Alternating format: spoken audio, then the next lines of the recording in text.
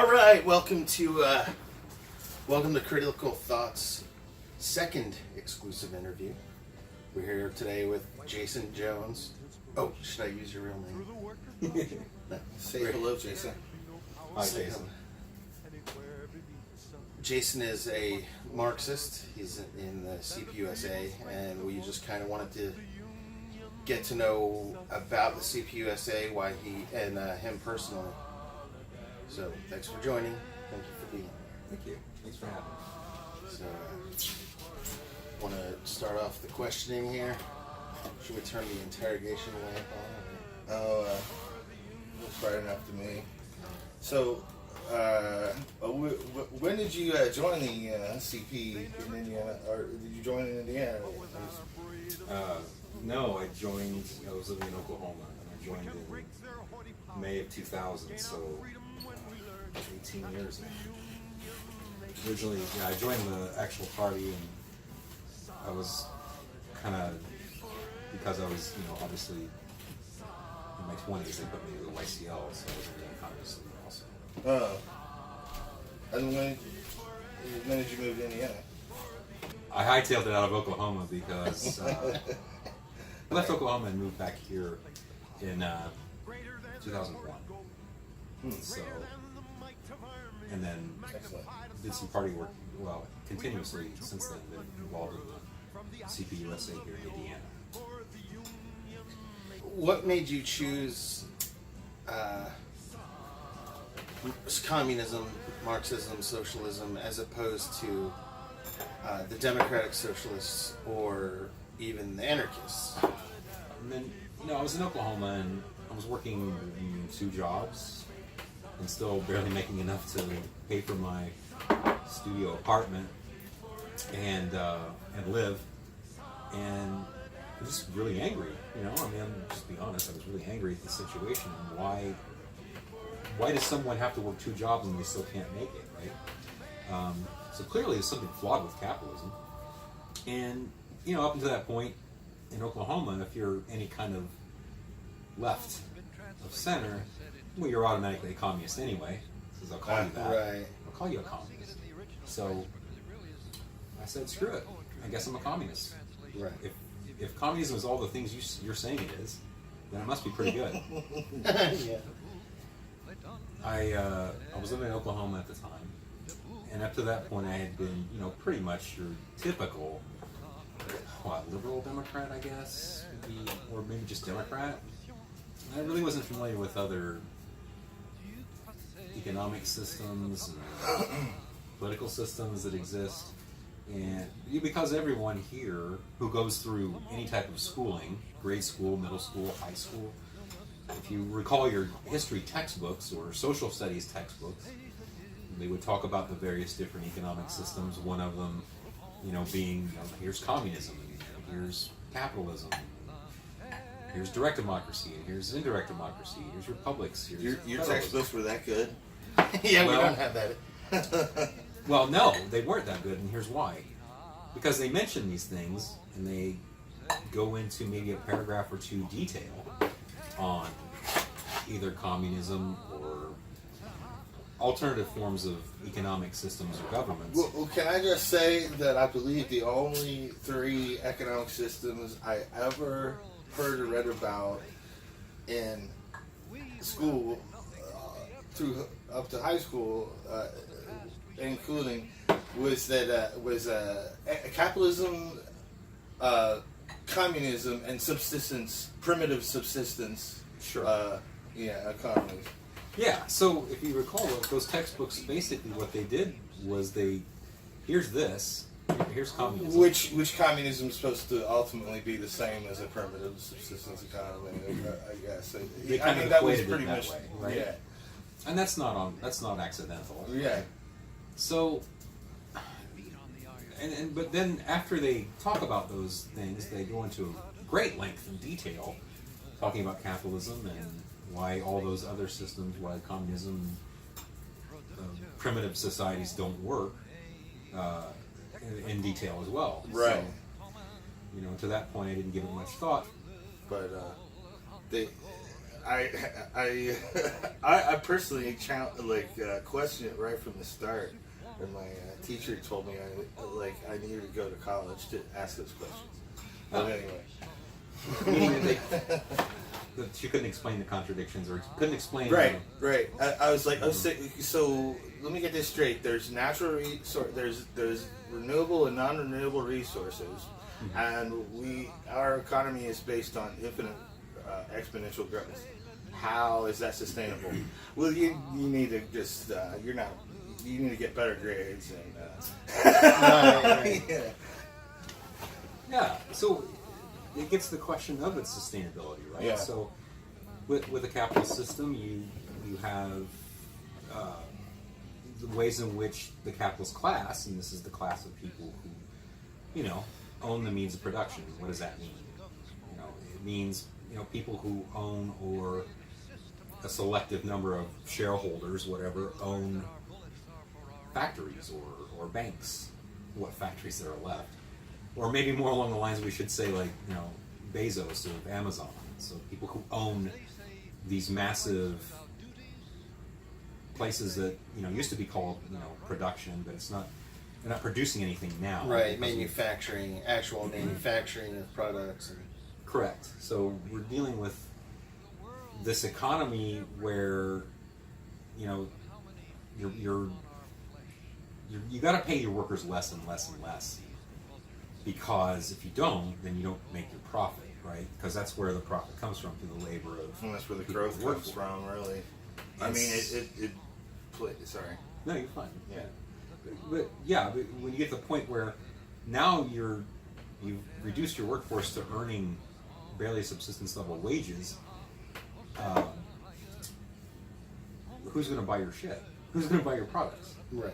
So that's the contradiction that exists in that economic system that comes into play when you get to the end point, where I think we're we've definitely been there for a while. How long it's going to go on, I don't know. But who the hell's going to buy a new Mercedes, or who's going to buy a new Chrysler 300? I don't. If only we could have advertising devices that could be part of people's everyday lives, that could constantly remind them to buy things. Yeah. Right. Anyway, go ahead. But right, so we're at a point where people can't afford to buy things, so they have credit, which is wonderful, right? So you can get into debt, and in order to even get to a place where you can get into debt, you have to go through some education, whether that's college or trade schools, and I'm pretty sure that those aren't free. And so you take out student loans, you put yourself into a massive amount of debt in order to get a piece of paper that says you are now educated and you can work, and that entitles you. Well, let's face it, doesn't entitle you to anything really, but it gives you a possibility of earning some kind of money, maybe a living wage, maybe not, but at the same time keeps you trapped in whatever workplace or job that you're in, and chances are it's probably non-union, and accepting whatever the bosses decide to give you. And so now you wonder why the housing bubble occurred. Right? You wonder why we're getting in a situation where we might have another bubble, simply for the fact that they've reached the end point where they're producing all these things, or they're importing these things being produced in other places, workers are making even less money. They're making all the things. Right. And so who's going to buy? Again, it goes back to the question: who's going to buy it? How are you going to make a profit? Well, you got to continue to slash wages in that case, because you can selling.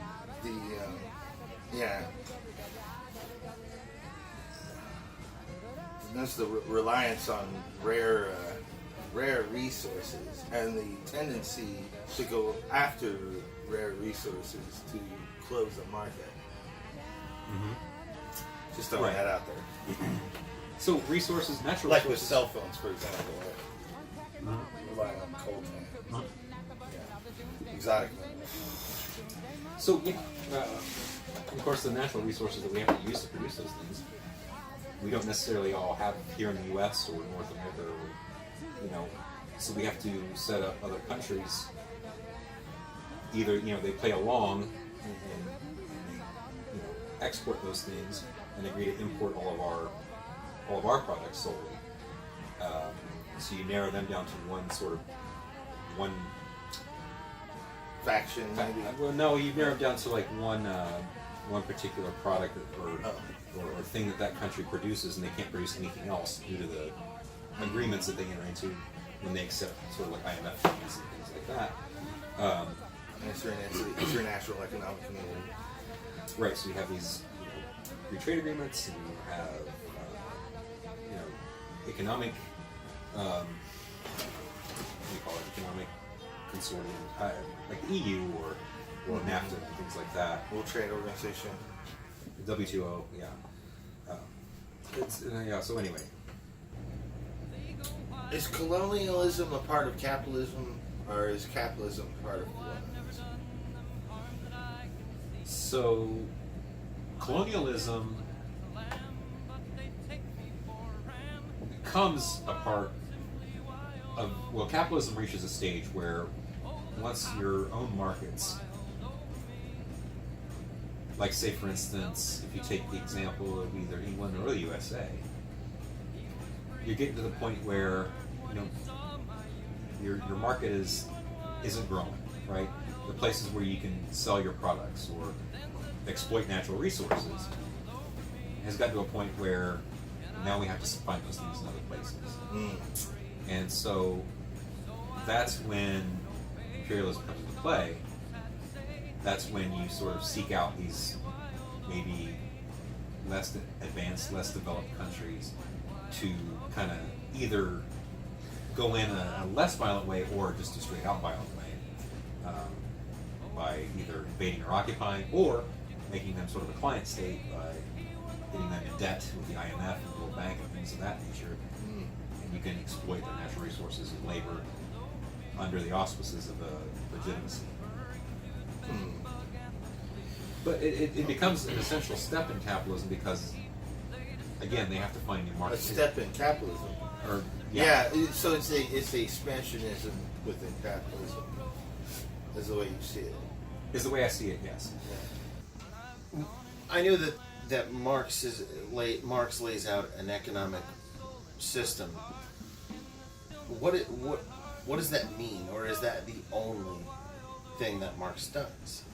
Is it just an economic system opposed to capitalism? What is it? What would you say is defines Marxism? So with an economic system, a Marxist economic system, is obviously you're going to do away with the profit motive. You're going to focus more on Do away with the what? Profit motive. Oh, okay.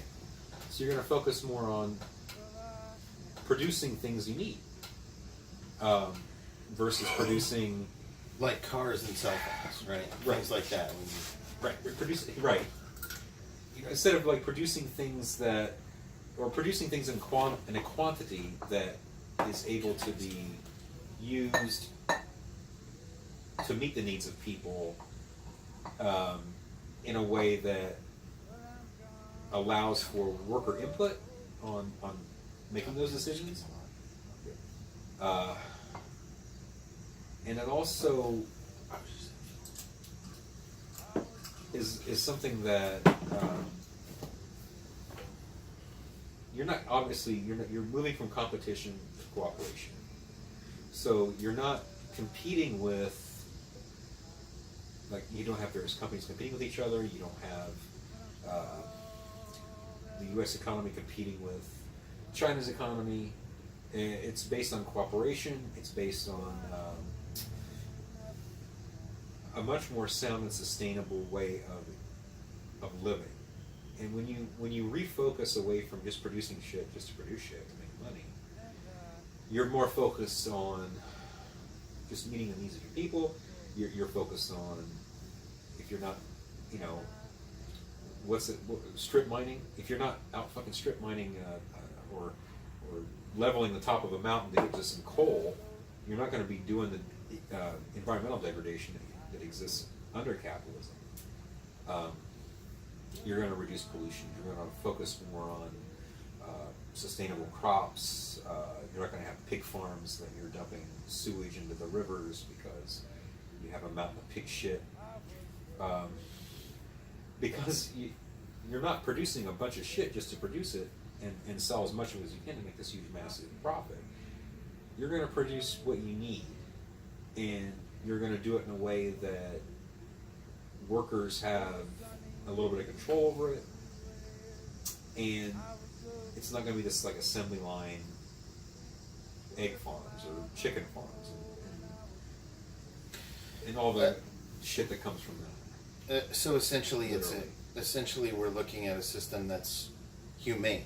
That's people over profits. That's environment over profits. That's, you know. You're not going to war all the damn time because you're not going to have expand your markets. You're not going to try to go over to, I don't know, Uganda or Zimbabwe and get diamonds. Right. Put, enlist the service of child soldiers. Because that profit motive is no longer there. People, when you look at Cuba, for instance, like, when's the last time Cuba ever started any problems with anybody? When was the last time Cuba... Cubans are laughing Cuba's laughing in the face of the United States just by existing, Jason. I don't know what you're talking about, man. Right. For anybody interested in Marxism, can you suggest anything that they read, at least to try and get an understanding? Sure. Yeah, Wage, Labor, and Capital is a great place to start. I would go with Wage, Labor, Capital, or the Manifesto, of course, is State and Revolution by Lenin. And so those are some good places to start. Manifesto is probably one of the most eloquently and beautifully written pieces of literature just on its own to read. It's empowering. You feel as though you could, start the revolution tomorrow after you read it. But no, it's a good synopsis. Jumping off point. It is a good jumping off point, right? And then Wage, Labor, and Capital is also good in State and Revolution. Okay. More the how-to on the State and Revolution. Anyone who wants to learn about the Communist Party and or possibly join, where could they go? C.P.U.S.A.org. And does the party put out any literature or anything themselves, or? The party has a publication. It's online. It's called The People's World. So you just go to peoplesworld.org also. And I've written a few things on there, a few articles in People's World. The most recent one I did was on the carrier and Rexnord workers here in Indianapolis who lost their job. And so that's a good one to check out. But, I mean, it's Why a good did they place. lose their jobs? Well, Carrier and Rexnord moved their operations to Mexico and laid off, I want to say 60% of their employees, roughly. There's still a few that are working, but not many. Trump promised to keep those jobs here, and obviously did not follow through on his word. And so there's a lot of folks out of work. And even a lot of the folks who work there voted for him because of that reason. And it is kind of funny how that whole media event had nothing to do with Pence. Pence was really Right. kind of not even in the picture. Well, that's been his He whole said legacy. he's going to keep the carrier jobs here in Indiana. Yeah. Right. Anyway. He just kisses Trump's ass. Yeah, it's just so I don't even know what to think of it, to be honest. Mike Pence, I see, is like Pence was too busy that day or something, Yeah. like. I see Mike Pence laying in bed dreaming of one day becoming the president. As long as the Don plays his cards right, I'm in there next. Yes. Yes. Am I milk toast enough for you? Right. Okay. All right, Jason. Thank you for coming and talking with us. And it's always. And next time we'll talk about Palestine and stuff. Ah, Palestine. Yeah. Oh yeah. Brush up. I'll try. Yeah. All right. Thank you. Thank Appreciate you. the invite Thank you. and the Domino's pizza. The Domino's pizza. The pizza and beer interviews. All right, thanks for joining us. I would say like and subscribe, but I don't give a shit about Like and that. subscribe, but we don't give a shit because we don't make any money anyway. Right. Yeah, we are absolutely not making any money. You can find us on Facebook and you can find us on Just Inform,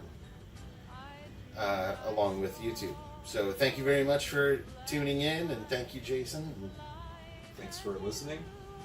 and stuff.